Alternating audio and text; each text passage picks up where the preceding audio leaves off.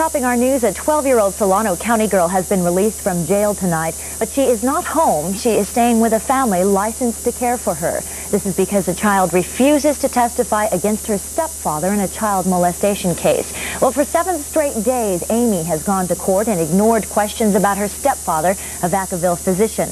And each time Judge John Duran has sent her to Solano Juvenile Hall. With her up until Thursday of this week, at which time she'd been in 6 days in custody, and she has really deteriorated emotionally. But Amy's new attorney went to a higher authority to win her release. The Superior Court signed a order directing that the county probation officers remove my client, the minor, from the facility to a licensed care home in this county where she'll be kept pending the further proceedings in the municipal court. Amy has indicated she will still refuse to take the oath. She is due back in court Monday, and a hearing to determine the legality of her detention begins Tuesday. A Los Angeles City Councilman wants to know why convicted killer Dan White has been secretly released in that city. The councilman says Police Chief Daryl Gates did not tell city officials White would be set free in their area, and he says they should have been informed. I think that the people in Los Angeles will have to pay a heavy price for him being here. We don't want him here.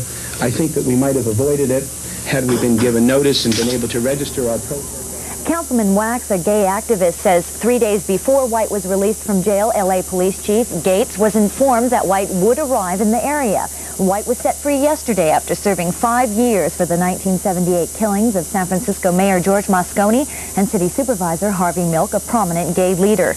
A spokesman for the city of Los Angeles says Gates simply forgot to tell anyone. The councilman is asking tonight for an investigation.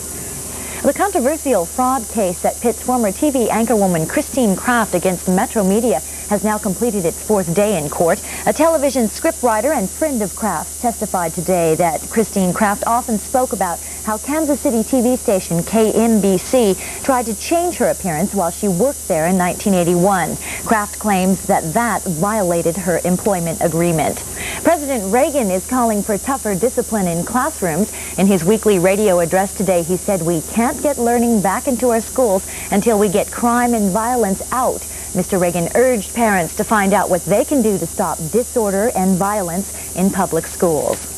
Well, Sacramento Congressman Robert Matsui offered the Democrat response to this, saying budget cuts are part of the reason for a breakdown in school systems. Although the president focused on education in his message, Matsui moved on to criticize Mideast policies. He says they have turned deadly, and that the release of Navy Lieutenant Robert Goodman shows we should aim more for diplomacy, not force. Step toward peace is to bring our men home and defuse the hostilities in Lebanon by changing the American profile from one of a Marine with an M16 to a diplomat with a real mission. As Matsui spoke, 2 more Marines were wounded in Beirut today. U.S. troops there are now on a Condition 1 alert. This is their highest state of readiness. Like Matsui, other prominent Democrats today leveled charges at President Reagan. They have come up with a blueprint for this election year. Today at a Capitol Hill news conference, former Democratic Party head Robert Strauss said the plan is a good one.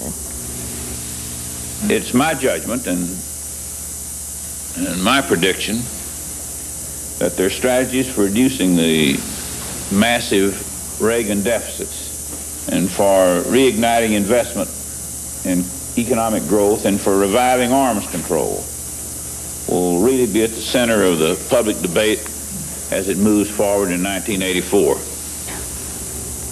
Among other things, the blueprint calls for tight controls on health costs, more money for research and development, and a flat tax to replace the current tax system.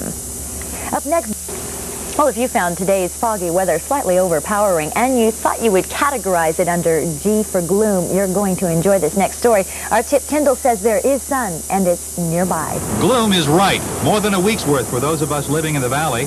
Sometimes low enough to be fog, other times just a cold gray canopy blotting out the sun and affecting our moods. It ruins my hair. How about you? Gets me kind of depressed. Just the pits. Destroy the pits. What are you going to do about it? We're going to drive up and see if we can find some sun. Okay. So off we went in our search for sunshine. Well, locked in the valley and in the fog, it seems kind of futile to try to find the sun, yet we know that just a few miles up the road, there it is indeed.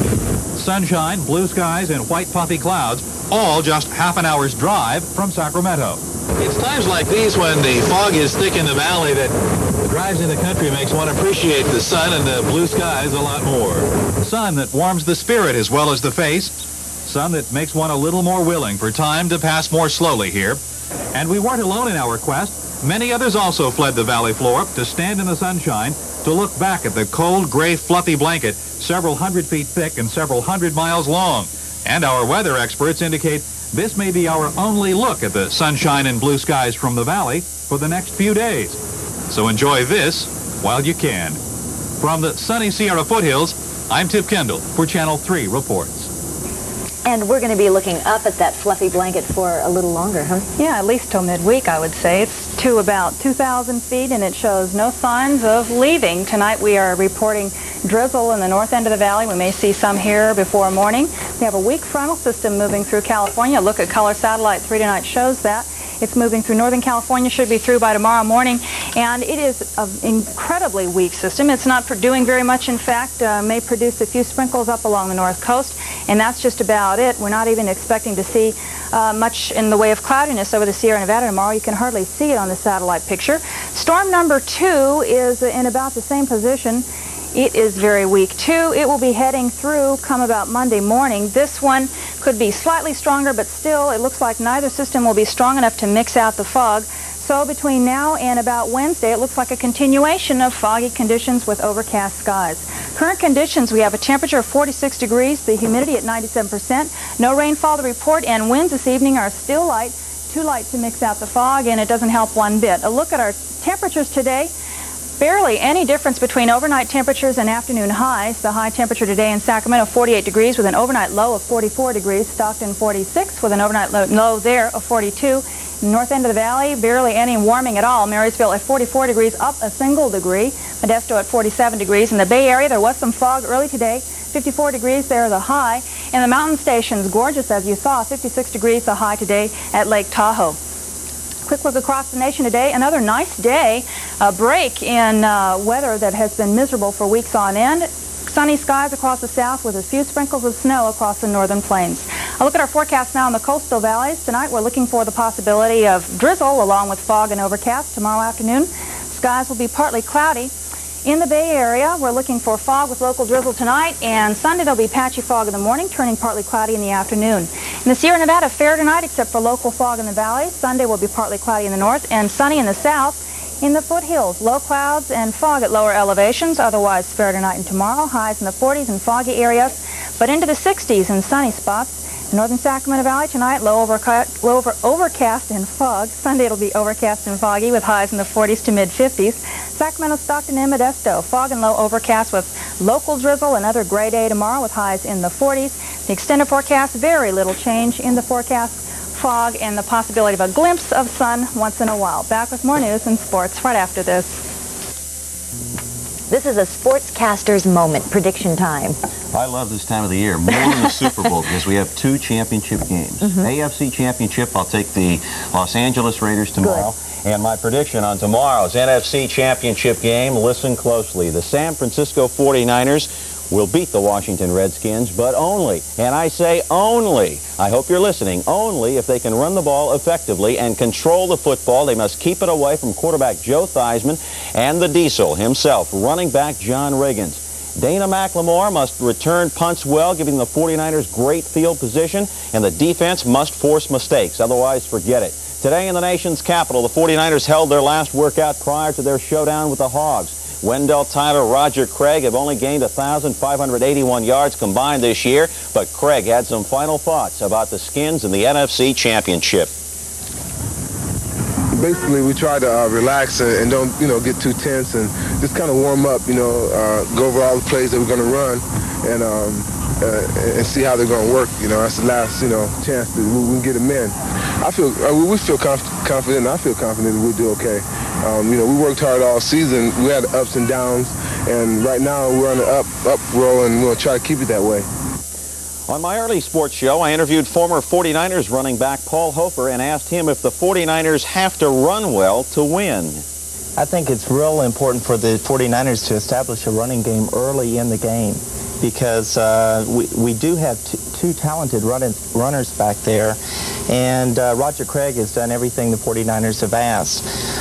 Wendell Tyler is at a point right now that he's kind of conscious of the fumble. And if he has any openings at all in the early part of the game, I think he'll explode, and it could be a very good day for the 49ers.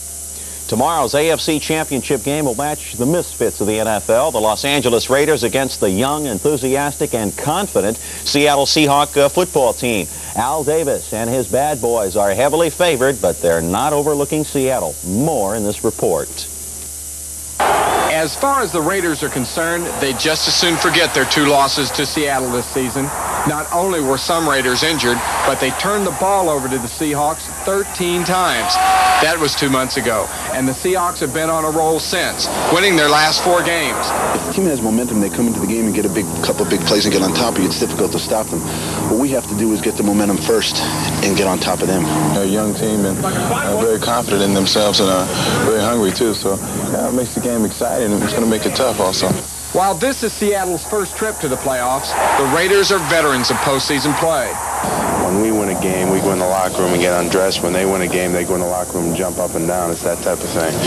You know, we're taking this as a business. And lately, the Raiders have been generating some excitement of their own. We're in Los Angeles. Everybody's healthy. Our offense is playing well. Our defense is playing well. Both kickers are kicking well. And you know, if we don't take it as it's given to us right now, we really have no excuses.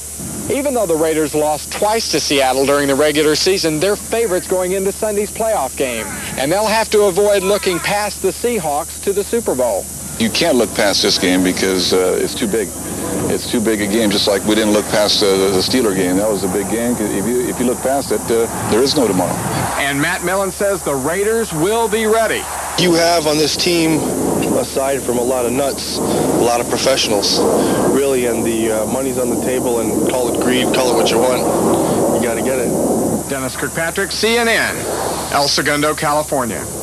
Well, there was no loser in today's 59th annual East-West Shrine game at Stanford Stadium. The East beat the West 27-19, but 75,000 showed up, and the game raised more than $300,000 for the 22 Shriners hospitals for crippled children. The East got on the board first. Buford Jordan of McNeese State scored from the 3. Watch this beautiful catch coming up. Joey Jones of Alabama. I want to tell you, Wayne Peace of Miami makes a beautiful throw and a great catch by Jones. He was named MVP on offense. Cal's Ron Rivera MVP on defense. Also in the Hula Bowl, the West beat the East 21-16. Some say it was a silly joke, but the prank, if it was one, has caught the attention of the NCAA. During the Orange Bowl Monday night, it was announced over the PA system that a Miami player had scalped 2 tickets outside the stadium for $300 apiece.